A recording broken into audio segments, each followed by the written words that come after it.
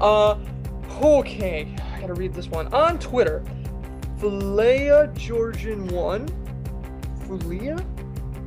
Fulia? The best part of this is listening. Foliage. The best part of this is Harrison trying to pronounce the names. Philea Georgian. Yeah. Yeah, see? Suck it, Joe. Philea Georgian 1. There you go. Yeah, that guy. Anyway, he DM'd us on Twitter. Basically, this is a conversation I wanted to have last week, but I couldn't because I wasn't on. Did Brock lose a majority of his dangerous side when he lost to Cena last week? He brings up Mark Henry, saying that he was a monster and was amazing, but after he lost the title, he kind of became a bitch. If you want to keep someone dangerous, he shouldn't lose very often, like Orton when he does the big stars like Taker, Triple H, Punk. Cena and Orton were booked correctly from basically, and Brock and Henry standpoint. But now, is Brock Lesnar a joke because he lost to Cena? Will he constantly have that, you lost to Cena taint on him? Do you think that slows him down at all? Brock Lesnar is a joke because before the Cena-Brock match, the only people he was beating up were non-wrestlers. That doesn't make you dangerous. That makes you, just comical. Or you say he was comical because the only people he beat up were mixed martial arts specialists in UFC? You cannot saying that. No, what I'm saying is in WWE. I'm limiting it to pro wrestling. When he came back to the WWE, the only people he beat up were non-wrestlers, announcers. When you said Brock was overrated in UFC, the subscribers on TV Tracks that promote our videos went ape shit. If you say that, they're picketing your house. They're showing up with torches and pitchforks. Well, I give less than a crap what people think. He was over. They're all going to get mad at me because Rob made the comment. He was overrated in the UFC. I'll stand by that. But this is a pro wrestling podcast, so I'll get to that in another forum. In the WWE, when Brock made his return, the only people he beat up were non-wrestlers. So you don't look dangerous so much as you look like a bully. And Cena came along, played Superman, and punched the bully in the mouth. Now, the way you sell the dangerous gimmick is stuff like pushing Brock's reaction after it, where he's pissed off about how Cena reacted to the win, how he's this, that, and the other thing, and you start building heat towards the rematch. You can do that and make the guy dangerous.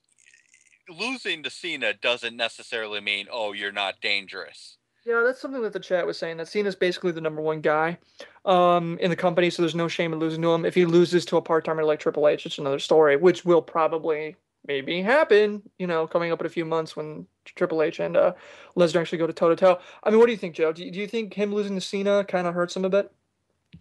Initially I thought so. It just paints Cena as the fighting guy who's going to try and overcome the odds no matter what, and has a possibility of doing so. But I really think they showed that Brock is still a monster.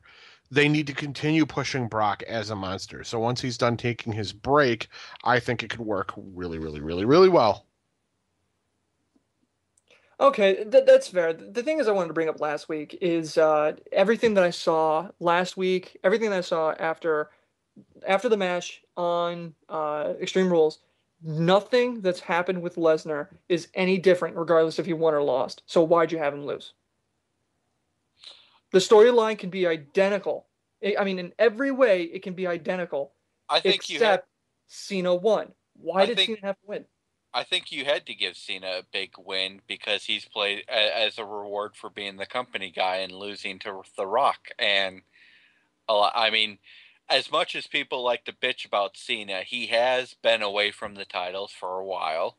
He has lost more big matches than he's won. He's doing his part for the company, and WWE has really had a lot of money, has really done a lot of kind of crappy things to him that he's tolerated because he's a company guy. So I saw this as kind of like a way to make up and possibly build a big feud. Brock loses his first fight, start building heat for the rematch.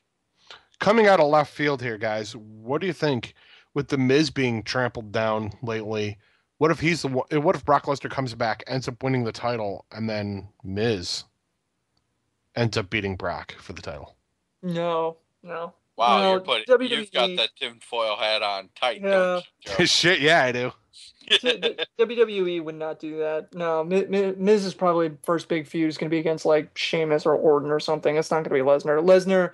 Lesnar is seriously, you got Cena, Triple H. I mean, you're talking about the biggest names in the company. Basically, the guys with the most pull right now, and that's not Miz. Okay, here's a good point from the chat. Oh, this is and the reason another reason why I wanted to bring this up. Garvin and I were talking about this last week on Monday because I wasn't going to be on the show on Tuesday. He brought up Brock lost his first UFC fight. So Garvin brought up a really good point in saying they are kind of keeping it realistic. Brock lost his first UFC match. He was still a monster in UFC, regardless of what Rob thinks erroneously. So maybe him not having to lose isn't that big a deal. You know, he can still be, kind of a monster, even like this. I don't know. I just look at it and I think there's no reason to have Cena lose in this feud, and there's because everything so far coming out of this has been Cena being injured, not win or whatever. I mean, Cena has never actually mentioned, well, at least I beat him. It was just this guy broke my arm and now laryngitis is on my case. That's all he's talking about. So I just think it's strange that that's how it went. The other interesting thing is from the chat, Rock said he wants the title. We haven't seen him since. Do you think that The Rock returns, wins Rumble, fights Borg Laser at WrestleMania 29 in New Jersey? Do you see that happening? Rock versus Brock at WrestleMania. Battle of the Ox? Battle of the Ox. The Brock and Rock connection. No, I don't. I can't see that happening because I just can't. Brock's already beaten the crap out of Rock. Rock versus Brock in the octagon. Thanks, Garv. That's not going to happen because Rock's not going to risk a career-ending injury.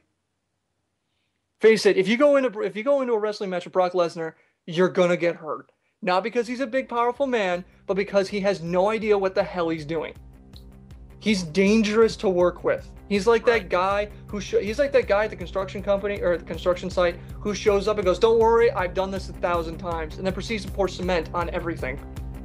That is Brock Lesnar, including Paul Bearer. Yes, including Paul Bearer. Chris Irving on Facebook said, "Oh, yeah, really good point for the chat. If they do the Brock versus Rock thing for the title, if they do, it'll be a massive fuck you to the whole roster." Absolutely true.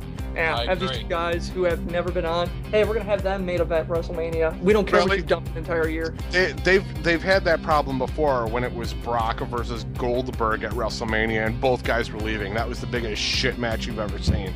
Exactly. So I don't think they're gonna do Rock versus Brock at WrestleMania, only because both guys would be leaving yet again.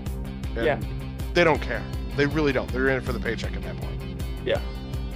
You can ask us questions by emailing questions at ftwpodcast.com or send us a tweet at ftwpodcast using the hashtag AskFTW. And post on our Facebook wall, facebook.com/FTWpodcast. We record every FTW Podcast episode on Tuesdays at 8 p.m.